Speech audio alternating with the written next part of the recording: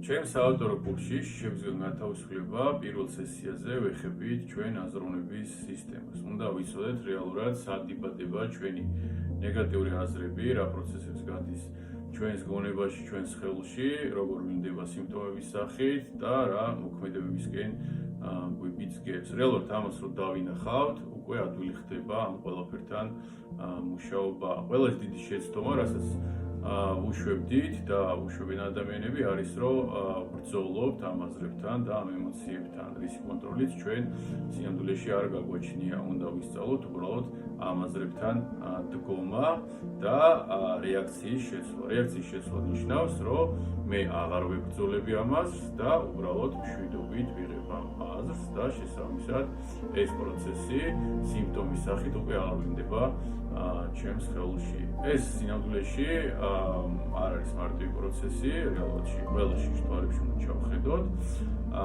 და გავს უბრალოდ იმ მდგომარეობას, როდესაც ჩვენ ვიმყოფებით ალმოკიდებულ სახლში და სინამდვილეში ცეცხლში თუ არ გავიარეთ ამ სახლიდან ვერასდროს ვერ გამოვალთ. მე გავლილი მაქვს ეს პროცესი და ძალიან ბევრ ადამიანს უკვე გავატარე ეს პროცესი და გამოსავალი არსებობს.